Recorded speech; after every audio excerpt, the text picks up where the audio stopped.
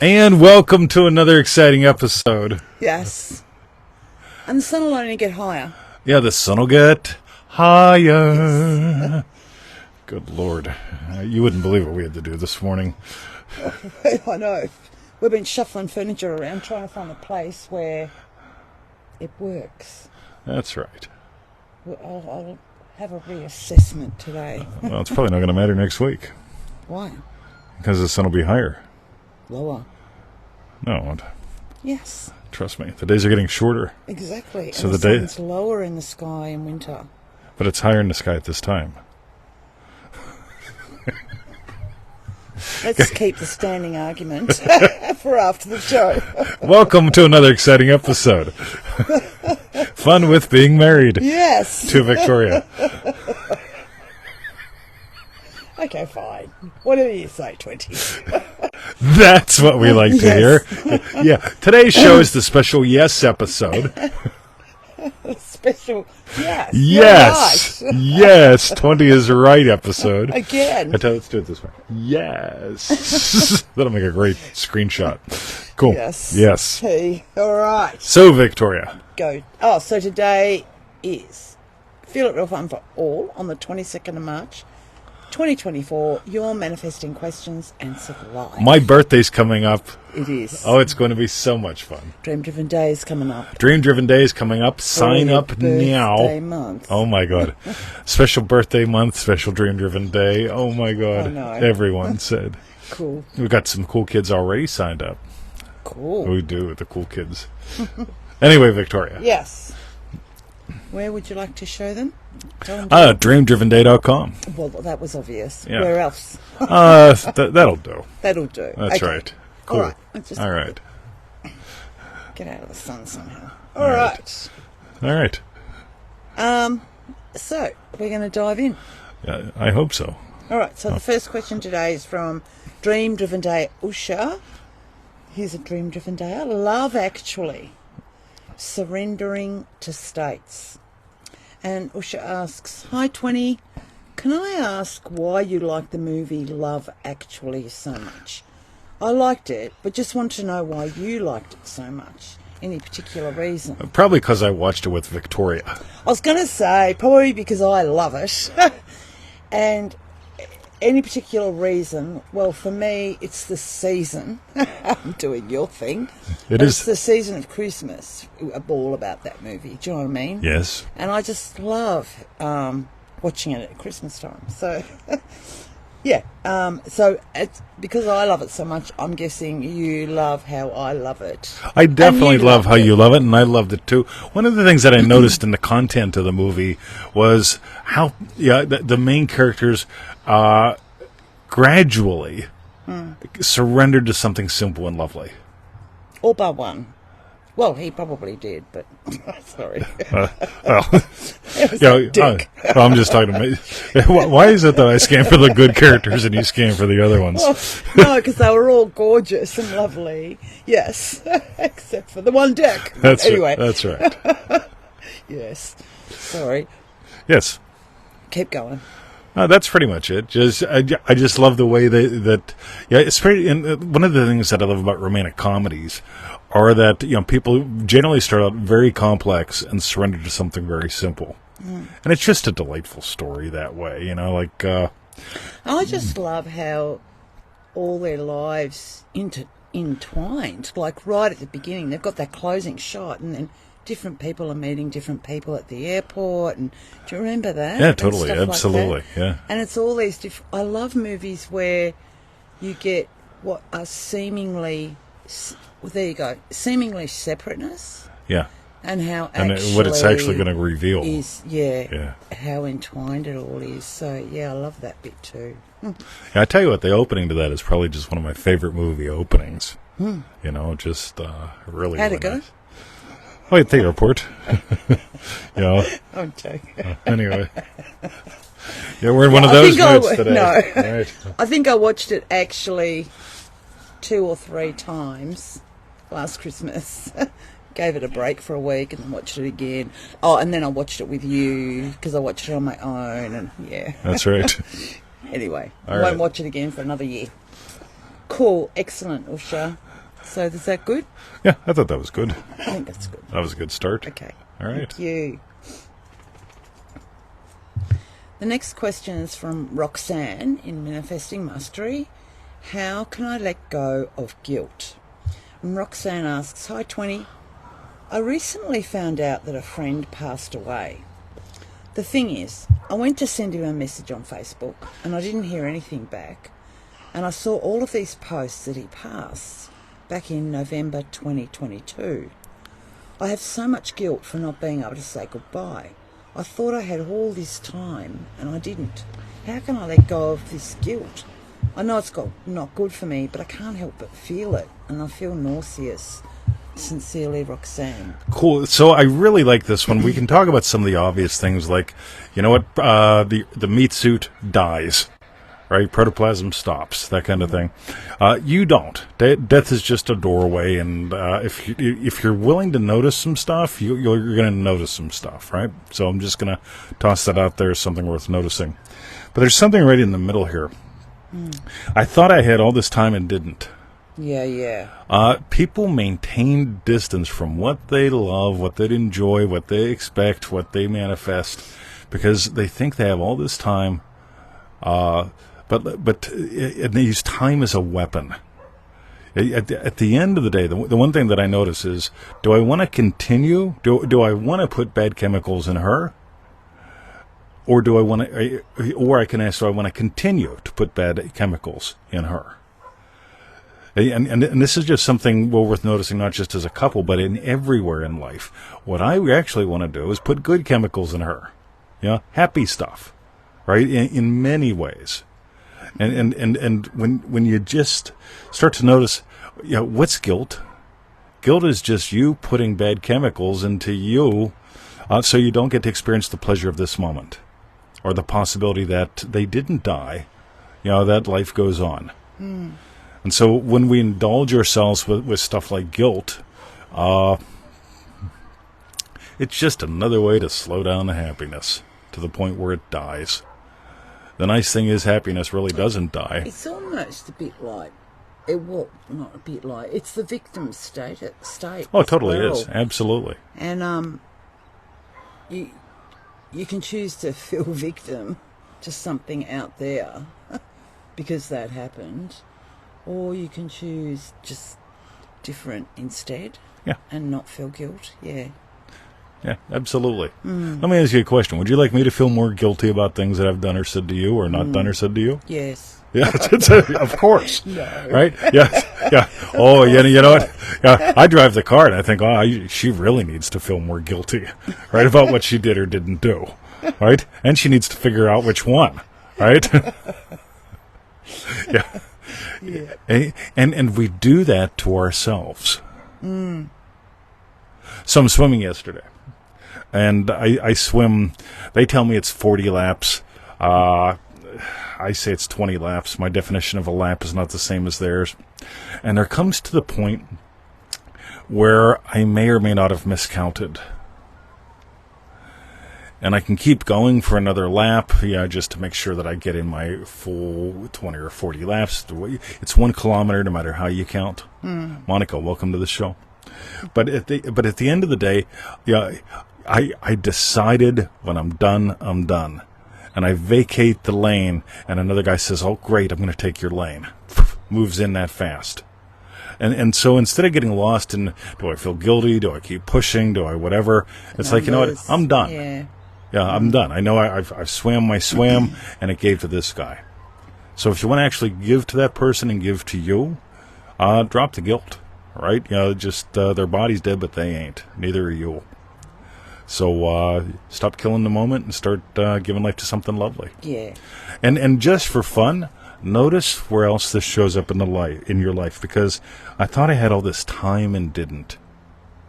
When I left the United States and came here, I had at least a dozen people that I had trained in martial arts and other things over the years reach out and say, "I wish I had more time with you." Well, you did. right? You just didn't show up. You wasted it. You wasted time. Yeah. And I'm am I fierce with time? I'm absolutely nuts with being fierce with time. I really am. So let's go from there. Roxanne, stay tuned. We're going to keep answering your question and Usha's. And by the way, what's a rom-com? A romantic comedy movie? It's about people wasting time till they simplify and accept. Except it's done in a way that's entertaining. A lovely rom-com, without the drama, it's like, two people met, they fell in love, they kissed at the end. Right? It's 10 seconds long. But having the ups and the downs and the backs and the force, that makes a good movie. But in the end, you always surrender to something simple. Victoria's simple. Yeah, I am. Yeah, so am I. Victoria. I mean, it's probably not relevant or anything, but I know for me, when there's been things like that in my life, instead of feeling guilty, I go to just those fabulous memories. Do you know what I mean? That I had with that person. Sure. And it's not that I'm trying to avoid guilt or do any of that, but it's like imagining lovingly. It's just like, I love that time for imagining lovingly for them and for me. Absolutely. Yeah. And it gives to both of you. Yeah. Whether the meat suit is alive or not. Cool, babe. Excellent. Thanks, Roxanne. The next question's from Remarkable Sarah. Stop and be still. Be angry, but sin not. And Remarkable Sarah asks, can you talk about stopping a few seconds when you were in a full-blown horizontal shit? Just for the perspective, just to not beat yourself up over it, just to see the beauty in the storm and be the love that brings out the sun. I noticed that it seems like minutes. It is seconds, the time it takes to feel that inhale. Thanks, 20. All right, so we've had the hillbillies here this week working on the cottage. Hashtag, I love the hillbillies, right? Yes. That is not a put down. Yeah, No. I have people that say all the time. Hashtag, we love when you go. Yeah. And I love when you leave, right? At the end of the day. We're simple folk. We love our space, our time with our dogs. Exactly. So last night, let's go really real, because I love really real, right? So Victoria comes over to the cottage, right? And long story short, the PowerPoints in the cottage aren't working. They've done some stuff, and it's like, right. And you remember what I said? I'm in the hot tub. Right, the hot tub's working finally, right? Yeah. So the hot tub's working. Remember what I said? No. I just want to be fucking done with this. Yeah. Right? Just it's the end of the day. I don't want this on my mind. Just get the phone. I'll make the call. Right? Am I angry? Yes. Am I sinning not? Yes. Because I'm imagining the cottage great, everybody happy, her happy, them happy, just everything perfect. Am I angry? Yes. How fast did I drop that? Straight away. I walked over to get the phone, came back, and Yeah. everything was cool. Yeah, everything was cool. Rang Pete. Yeah, rang Pete. This is Everything, what it is. everything's really good. Yeah. How many times a week do I experience something like that? To be angry but sin not? Probably a lot. Probably a fucking lot, right? She gets to be there, right? Yeah, that's why she's here. She loves me, right? Yeah. But this is so real. Because when you get, and this is where people get all goofed up. It's like, they think when Neville talks about feeling is the secret, it is your emotions. It is not your emotions. Your emotions reveal your current state, your current experience. Am I frustrated because my PowerPoints don't work? Yes. Because I got to make a phone call and I'm in the hot tub? Absolutely. Do I drop the upset? Absolutely. And I call Pete and I say, hey, Pete, listen, we got a problem. No big deal. Right? And that's the big key, because are you allowed to feel an upset? Yes. Does it mean that you've lost your state? Check. Because if you check and you realize, yep, I've totally lost it, the house is foobar, Australia's nuts, there's nobody that can fucking work in this country, we're fucking doomed, let's just take the fucking, drive the car off a bridge, right? Or you're going to be like, rightio, do we hit a speed bump? Absolutely. Right? No biggie. Right? Is there an upset? Yep. Keep moving. So, what do you reckon about that, Victoria? Yeah, no, I think that's really good. Stop and be still. Notice that you're God. That doesn't mean edit all your emotions and what you're saying. What it means is realize, it may be time to actually say or do something. There's energy there for a reason, but make sure that you're faithful to your end. Be angry, but sin not. So, or you can be happy, joy all the time. That's always fun. That doesn't work. Right. I did that when I was younger. Absolutely. I had to tell a buddy of mine one day, call me when you're not a fucking drunk. Right? And he called back, and it's like, look, I'm really sorry. I say, yeah, cool. And he goes, I needed to hear that. Yeah, I know. Wasn't a judgment. But it's like, look, you're wasting your time and mine. Yeah, I need you to just stop it. And you'll notice I phrased it as an identity thing, because he had to get something. So, power there. But more as we continue. Tony Doyle, Jean, welcome to the show. We can barely see the things. Yeah. Victoria got us moved into a really nice position after moving us twice. A few times. Yes. Yeah. but we just can't see the print all that well. So, Cool. All right, Victoria. Excellent. Thank you, remarkable Sarah. The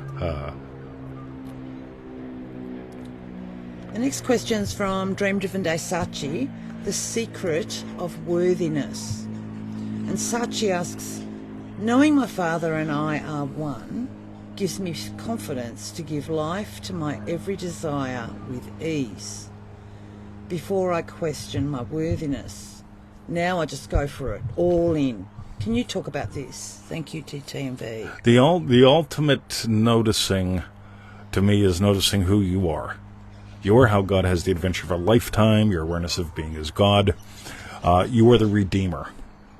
When you start to notice these things, you also start to notice your desires are divine in origin. When people talk about ego-based desires and all that bullshit, I just sort of well, I don't know what they're smoking. But your desires are divine in origin. And so we can eliminate all this stuff of when you stop denying your divinity, you can't help but notice your desires are divine in origin, and this whole thing of worthiness. Because what would determine if you're worthy? Your history, your genetics, your something, just some bullshit. On the other hand, you gave you a desire. Yeah, you gave you a desire. Why argue against it? Why be an argument against your happiness? Notice how it goes back to the same thing with the guilt. Notice how it goes back to the whole thing with literally the structure of a rom-com. We can surrender to something simple and lovely. And what you really are is simple and lovely. And you can explore that for lifetimes. And I suggest you do, because it's a lot of fun. What do you reckon, Victoria? Yes. I think, because as soon as she said, gives me confidence to give life to my every desire, just like how your faith in God is measured by your confidence in you. And it's like it's only when that happens that you can give life to just so much in your life. So, yeah. I notice in Genesis, they made us read the Bible back in, it was the freshman year of Catholic high school. And so they had us read the Bible, which really was an interesting experience for me. Because they read it and told you what it meant. I read it and said, right? And so I noticed there's 7 days, right? So day 1 in the beginning, day 2, something else, day 3, something else. And it's like radio. So it logically makes sense in a way. But it's like, one of the days we're going to make plants. That was fun. What's next? Animals. Right? Something completely different. Yeah. Right. So there's this whole thing of I'm big on curiosity, and so it's like, okay, so first we made light, then we made heavens and earth, then we made plants, and then it's like, what we're gonna do next? Aminals. Wouldn't aminals be cool? It's we don't even know what an aminal is yet. Right, but we're going to make one up as we go along. Yeah, we'll have 4 legs. Yeah. We'll make some platypuses, some spiders, lots of spiders for Australia, lots and lots of spiders. So it's interesting when we drop things like worthiness, we can actually become confident and curious. What are you going to desire next? Do you have any clue? Actually, it makes me think of the cottage and how, worthiness didn't come into it, but I do start going into questioning, is that the best, is that what I want, joining all of that sort of crap. But what's been ace for me is even just in the knowing that we're having this is going to be ace. Yeah. And leaving a lot of the questions, just putting it back to the builder. What would you do? Yeah. What do you reckon? Yeah, totally. I really love that. Yeah. You notice she's talking about going to the end, surrendering to something simple, us being happy with the cottage, and suddenly all these decisions. By the way, so it started with one little room. 2 hippies, 1 room, expanded to 2, and so we're getting and a lot more people, I think. Yeah. and we're getting the floor in each of the rooms redone. Okay, problem: the original room isn't square. Yeah. It's Tony Doyle #square-ish, right? It's squarish. Yeah. And so, like, the builder says, "Here's the pattern we're going to use in the main room. What do you reckon if we did it diagonally in the other room? Because nothing's going to look right if we try to do it square." Right? And this is the fun thing. You could have agonized for months. Oh, I would have definitely. Over patterns and stuff and Yeah. trying to figure it out and mathematics and all this stuff. But the builder goes, "How about if we do it this way?" And we go, "You're the hillbilly." Right? This is great. Perfect. Yeah, this is perfect, right? You do that. Yeah. Right? So, Cool. that's what I got, Victoria. That's good, and that's what I had too. Oh, I love when we have the same things.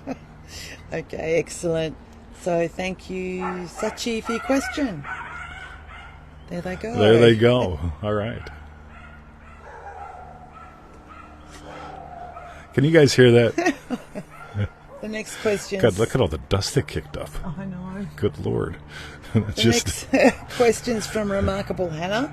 Lost and finding. And Hannah asks, in Remarkable, you mentioned being in the cloud, losing orientation. Can you expand a bit more on that? I guess you refer to being still. I just thought it was a perspective that I'm curious about. All right. I can't dive deep here because most people are not going to have a clue what we're talking about.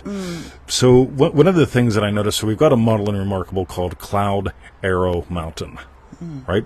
And so let's talk about what it feels like to be a cloud, what it feels like to exist as a cloud, right? And one of the things that we get to notice is people do not move from certainty to certainty to certainty to certainty to certainty unless they're just doing repeat. Yeah. Okay. We get to have moments of being lost so we can engage in some finding. Getting lost, you get to notice, what do you like when you get lost? The more defensive and attackive you are when it comes to getting lost anywhere in life, the more you're going to resist getting lost. Which means the more you're going to resist finding something lovely and new. So when it comes to this whole thing of when you can watch in a romantic comedy or in life, Victoria gets lost in thinking about it, but then she can get lost in the feeling of it. If she's thinking about all the different options, she's lost. She's basically trying to nail things. On the other hand, if she can just allow herself to get lost in the feeling without needing any detail of, like, the cottage, us loving that, and then the chunks start happening to give us clarity.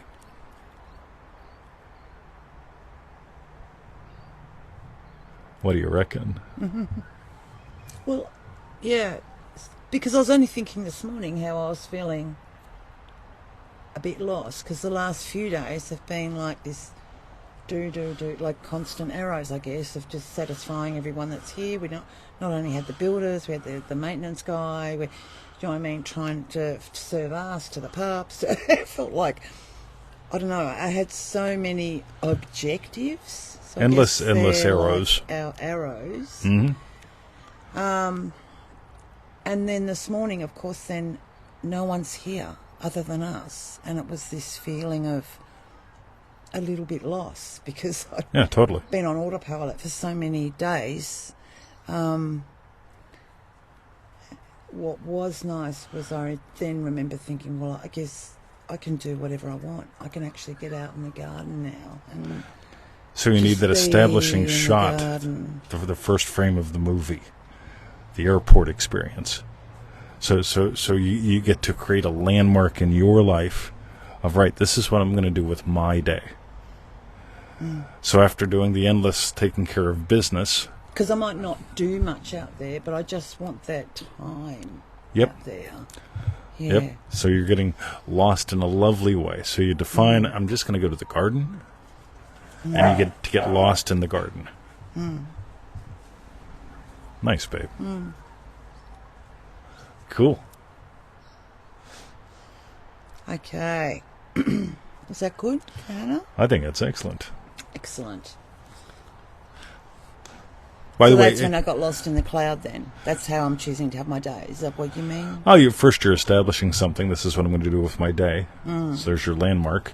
And then you just find a way to get lost in it. And you'll accomplish what you accomplish. You'll experience your arrow moments. But it's not like you've got to figure out your entire day from 9 to 5. This is what I want to get done. These are the 7 things. This is the something. Yeah. You'll just get lost in a lovely way. Cool. Excellent. Thank you, Hannah, for your question. The next question's from John in Manifesting Mastery. My girlfriend is depressed. And John asks, hey, 20, I have a question. What does Neville say about people you seem unable to influence through your imagination? My girlfriend is depressed and I'm feeling responsible because I can't lift her up, despite what I see and feel to be our real future together. Where does my responsibility for her attitude end? Where does her responsibility for her own choices and attitude begin? I spent many years working to accept that I am not responsible for the feelings of others. People need to do their own work to find their own joy. But Neville seems to suggest I can lift them up with imaginal acts. It leaves me confused. I'd appreciate some clarity on this. Many thanks, John. Cool. So we all have free will. Free will ends. What you can do is you accept or reject any concept, any state. Period. That's it. Right? So I can imagine lovingly for her, for you, for someone that drops me an email, and they can accept or reject that. Period. And it's really, really cool because at some point, everyone accepts blessings. You can't help it. So quote unquote, part of my job, I'm a happy living husband. That state of happy living husband that I've accepted as true wants her happy. So one of the things that happens this morning is I'm shopping. So I leave every Friday for about an hour, hour and a half, and I do shopping. That way she can do yoga and do things, whatever she wants to do, right? Without me or the puppies around. And I hit the first store, and for whatever reason, their lamb doesn't speak to me at all. So it's too early for me to go to the second plaza where I can pick up the wine that I like to get for her. And so I go to Ali's and I buy some cheap ground meat there. I keep hearing good things about it, so I figure I'll try that, get something else, come outside. And then I go to the final plaza where the liquor land is, and a couple cool things happen, right? So happy loving husband imagines her happy. For some reason, I'm not satisfied with the meat, with the lamb at the first or the second store. The third store I go into, they've got one of her favorite cuts of meat, lamb rump, $12 pieces for $5. Cryovac, they got to be cooked today, so it's like these are going to be great. We're going to have an amazing lunch, right? So happy loving husband, I've accepted that as true. Happy loving husband just imagines her happy. And I come home, and what's your response to the lamb rumps? Yum. Yum. I love this cut. Right? Yeah. Now, she also has free will. She could just be lost in the 60s and not even respond to the lamb rump. Totally up to her. But she's in a state where she accepts the gift. So my job is to give the gift. Her job is to accept the gift. Her job is to accept who she chooses to be. And if that includes giving to me, she can give to me. And I can accept it or reject it. Loving her, I'll keep giving. Will I get angry and sin not? Sometimes. Can't help it. As humans, we experience emotions. As divinity, we get to be faithful to states. So with this whole thing right here, remember, everyone has free will.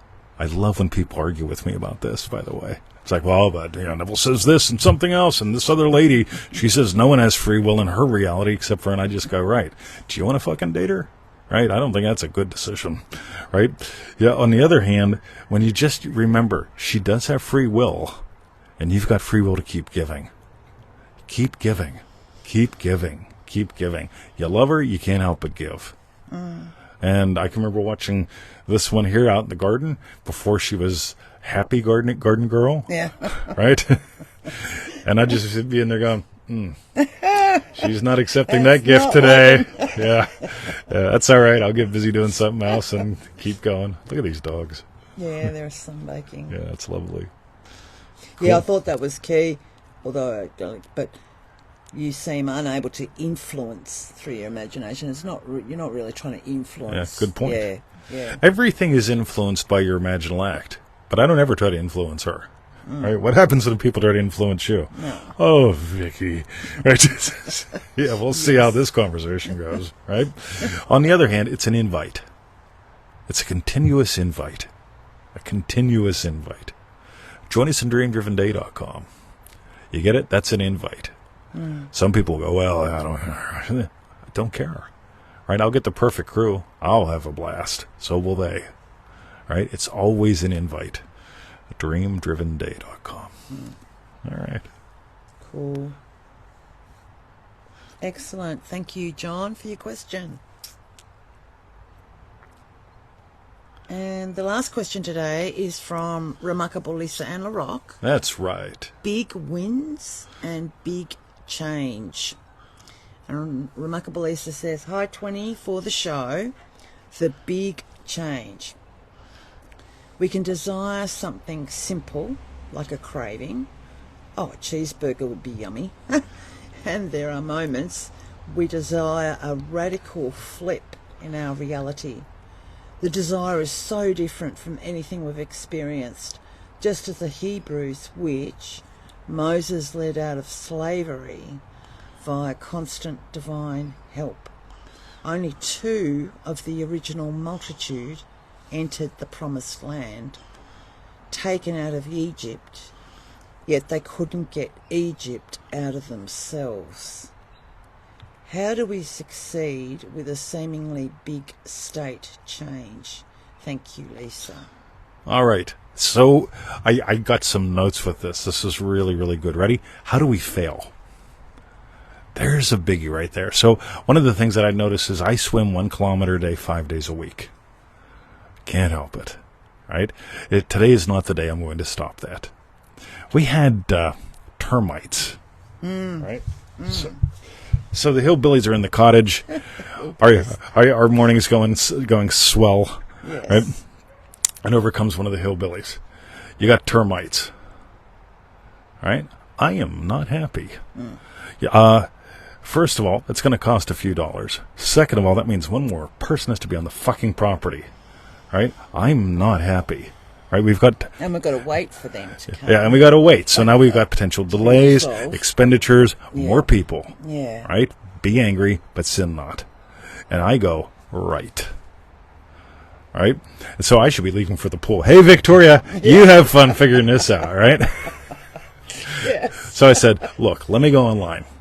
So I used Perplexity, brought up the first thing, called the first number, and I told the lady, I said, what's your name? Right, so we're talking, Maureen, right? This is just wonderful, all right?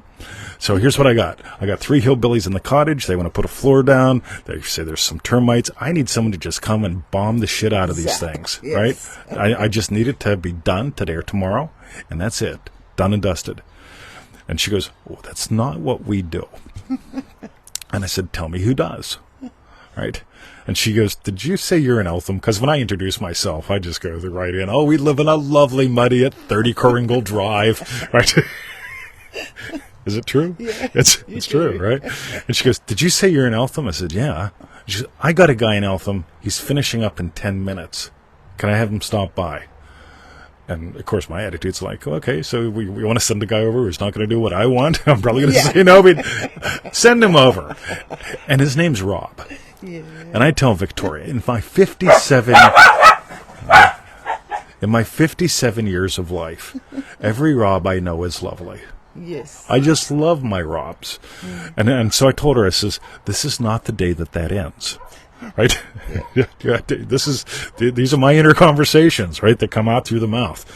That does not end today. Yeah. And this guy rocks up, and he's just lovely. Hello, the amazing Rob. Come with me. So we go back, and we're looking at shit and so on, and the hillbillies are there, and he's just telling us, look, these are your options, these are your things. And one of the hillbillies pulls back a little piece of wood. And Rob goes, oh, those termites are not a problem. They're not the invasive They're ones. not the invasive ones. Yeah. He says there's 300 kinds of termites. There's 7 that are in Victoria. That one is not a problem. Nice. Cool. Right. Yeah. Okay, so we have a chat. He's telling her, oh, look, this is something else you may want to consider sometime, someday, but this is not a problem. And so Rob and I have a nice chat. I get his card, and off Rob goes. So why would I say all this? Let's go to my notes. First of all, lack of faith and disobedience. That's why the Israelites, most of them, could not enter. They lacked faith, and they were disobedient. Right? I just drew a line. I don't want to have delays. I don't want to have expenditures. I just want the cottage done. I'm in her vision. Yum. Right?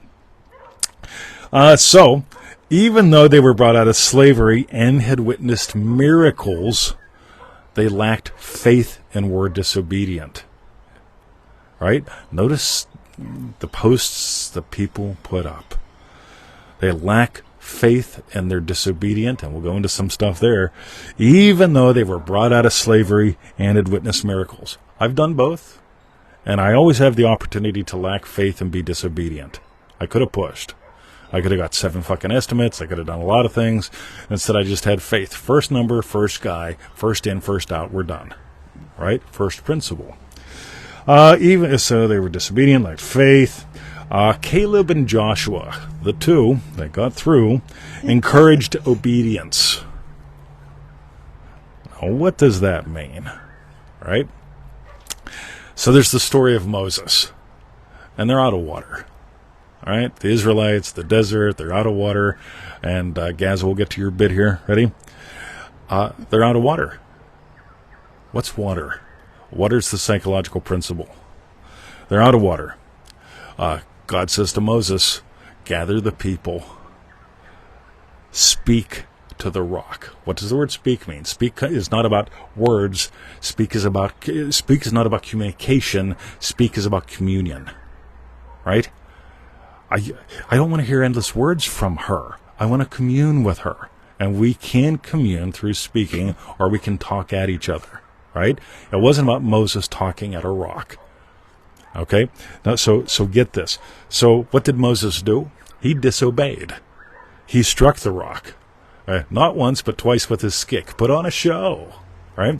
Instead of doing what God told him to do. Speak to the rock. Call it forth. Declare. Right?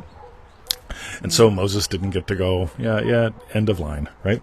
So these big things, these big seeming things, the identity of Australian, the identity of fighting fit fleshitarian, the identity of loving husband, these are big seeming things that if we simply notice, you know what, she's had some relationships before, I've had some relationships before. We met early middle age, 2 different cultures, right?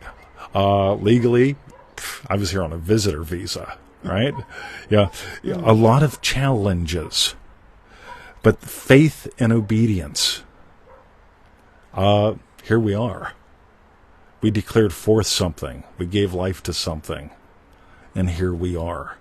These seeming big things.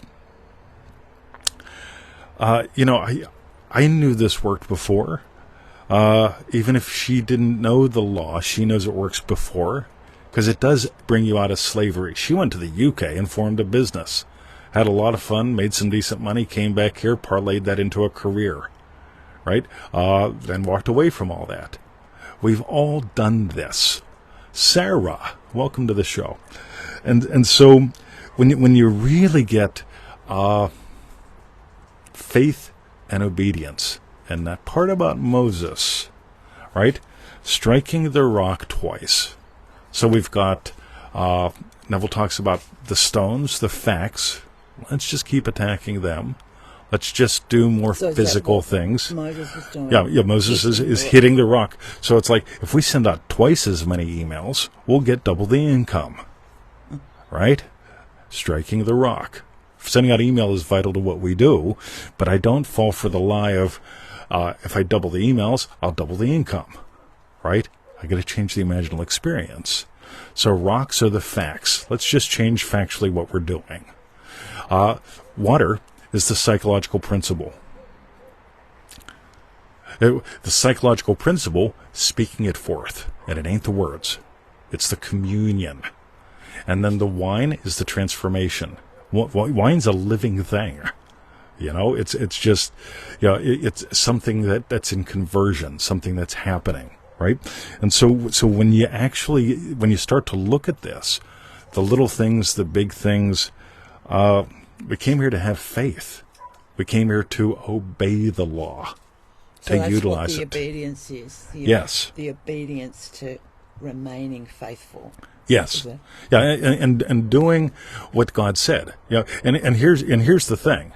Let's add in brainwave recordings. Let's add in sacred numbers. Let's add in all this bullshit. That is not being faithful to the law. Yeah, for you to listen to if you imagine that a brainwave recording helps you and makes you calm, you have to imagine listening to a brainwave recording before you do. Listen to one. So you can go listen to one. It gets loopy, and what did the Israelites do in the desert? If you actually draw it out on a map, they just walked around in circles for 40 years. Right? They didn't go from here to there. They didn't go far. They just walked around in circles. And if you're like blaming the chant, if you're blaming the moon, if you're blaming all this stuff, and I know people say, well, if you imagine it works, it works. No, it doesn't. So in a cloud for 40 years. For 40 years. They're literally following a pillar, a cloud, right? Yeah. And what did they have to do? Obey. It's supposed to be 11 days. Yeah, it's supposed to be 11 days. 40 years. Let's do some math. 40 years divided by 11 days is a lot of dicking around. Yeah. Right? And so when people ask me about sigils and numbers and brain waves and bullshit, it's bullshit. And I call it bullshit. A lot of people don't like it. Neville called it bullshit too. Yeah, fire by night, cloud by day. Exactly. Easy to follow, right? Unless you just want to, but you've got to be obedient. You've got to be faithful. So, Wow. how'd we do with that, Victoria? Yeah, that's phenomenal, babe. Who in the ha says? Really cool. Excellent. What if what it really came down to, like, I grab all these memes off the Facebook, and I very rarely share them, but I grab these things that are just dumb shit, and it's like, yeah, I am not motivated to swim. I am not determined to swim. I am devoted to who I've chosen to be. Who I've chosen to be has me walk in and swim. It's the devotional experience. What did the Israelites not do? They weren't devoted. They weren't devotional. They were melting down their gold, making a calf and shit. I mean, they were doing all kind of stuff. Instead of like, rightio, let's be devoted. Let's be devotional. So, all right. Are we going to be disobedient? All right. This hard bench is getting on my buttocks. So, yes. I have less buttocks than I used to. You do. That's less right. padding. Yeah. And I'll tell you what, when she grabs it, So thank you, Lisa and LaRock, for your question. What we want to know is tell us what was your hashtag strawberry bits. All right, Vic. Mine was all that answer that you just gave to Lisa's question. That was fabulous. Wasn't that fun? Yeah. And I didn't know a lot of that, so Hoo-ha. yeah, thank you very much. And I love the speaking where it's a communion. I remember that came up on one of our calls. Yes. I think it might have even been the last call, pay call or something. But I love that. And what was the other bit? Oh, I'm understanding, because you were saying about the being obedient, as far as being obedient to what you want to be, remain faithful to. Yeah, follow the law. You're just... Thank you. You know, every state... Yeah, here's something. So when I swim, I examine things. I've got like 3 frameworks that run my entire life. And one of the frameworks has 20 positions in it. And so I go through all 20 while I'm swimming my 20 laps, right? And one of those... what did you just say? Because I just lost it. Law. Right. So obey. Now check this out. Every state has its own laws. So you use the law to assume a state, right? But every state has its own laws. The state of happy, loving husband has laws that it lives by. 0 variance, right? The state of happy, loving teacher, I have no problem telling somebody, I'm sorry, you're full of shit. I love you, but what you're telling me is dumb, right? Neville did it from the podium. Oh, there's that phone. Imagine that. My mom sent me something. See, the phone makes noise and it gives me an update up there. I love Apple products. Can't escape, right? But every state has its own law, its own code of conduct, right? And so, happy, loving husband, there are things he does. Oh, fuck, now I got something to feel bad about. Just for a second. Watch the guilt come and go. Because the shop next to the Aldi's actually had lilies. Oriental lilies. Fuck. I was gonna grab them on the way out, but I got all... That's good, because if I would have grabbed them, the guy would have smashed my car, which is another story. Yes. So, anyway. Happy, loving husband lives by a law where he feels bad for a moment because he didn't pick her up lilies. Right? Lovely ones. That's a lovely way, because when I got married, I wasn't really sure about that old love and obey. You know, but actually when you think of Victoria? Obey. Yes. From the state of loving, happy love, wife, Yeah. marriage, all of that. Yes. Then I don't want to do anything but obey. Yes. That. Yes, exactly. So, yeah. Yeah, it's not obeying me. Victoria? Well, that's, yeah.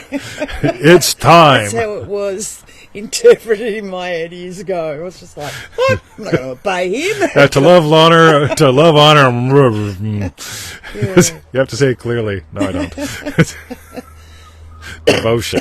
Exactly. Excuse me. Where obeying becomes devotion. Lovely.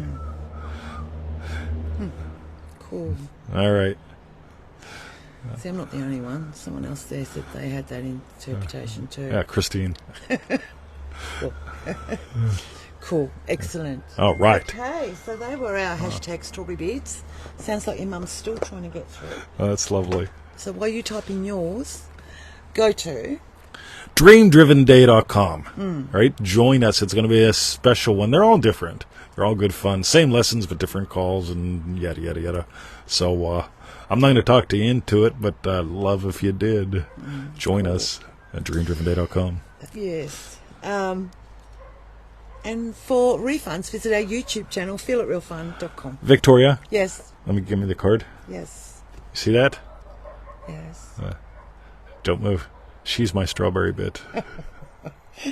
Love you, babe. Love you, darling. Have a lovely day, gang. Yeah. And Good one.